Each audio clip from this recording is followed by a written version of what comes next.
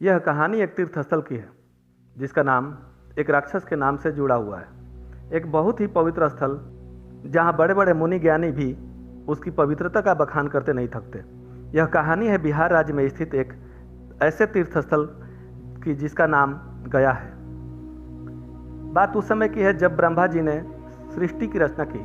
उसमें देवताओं, मुनियों, मानवों के साथ साथ कुछ दानवों की भी उत्पत्ति हो गई। उन दानवों में एक बहुत ही पवित्र दानव था जिसका नाम था गयासुर। गयासुर भगवान विष्णु का परम भक्त था।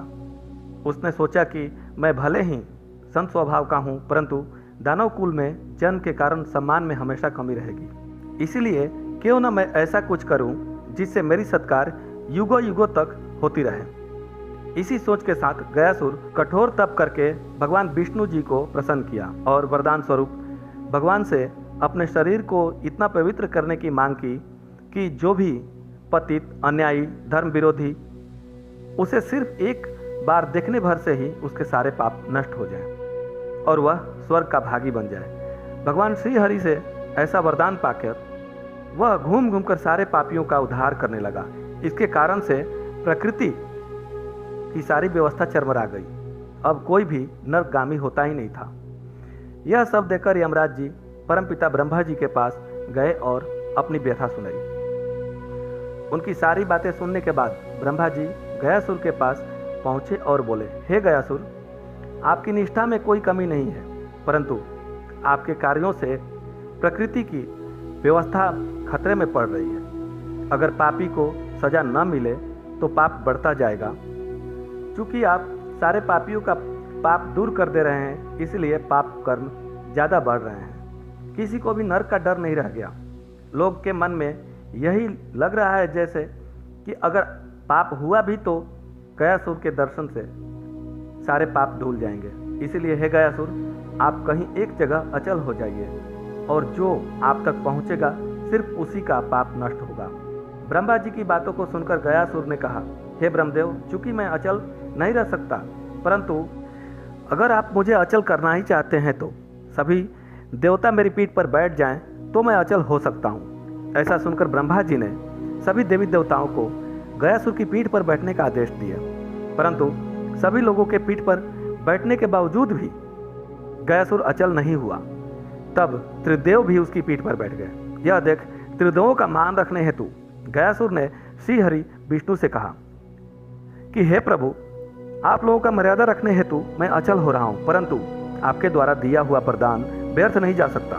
इसलिए हे प्रभु, आप मुझे एक शिला में परिवर्तित कर दीजिए और यहीं स्थापित कर दीजिए। भगवान श्री हरि उसकी भावनाओं से अत्यंत प्रभावित हुए और गयासुर से वरदान मांगने को कहा। तब गयासुर ने प्रभु से विनती स्वर में कहा, हे प्रभु, अगर आप मुझे वरदान देना ही चाहते हैं तो वरदान स्वरूप आप सभी लोग इस शिला में अप्रत्यक्ष रूप से विराजमान हो जाइए और यह स्थान मृत्यु के पश्चात किए जाने वाले धार्मिक अनुष्ठानों के लिए तीर्थ स्थल बन जाए।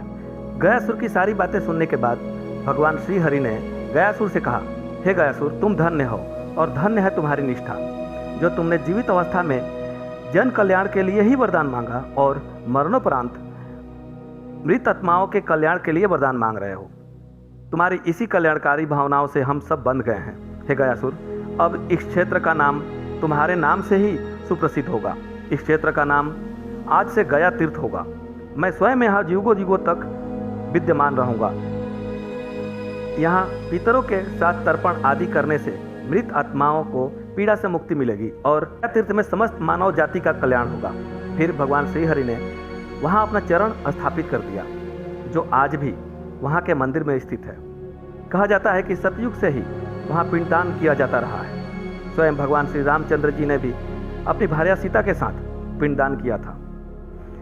महाभारत के एक उल्लेख में भीष्म पितामह पांडवों का गया यात्रा का उल्लेख मिलता है।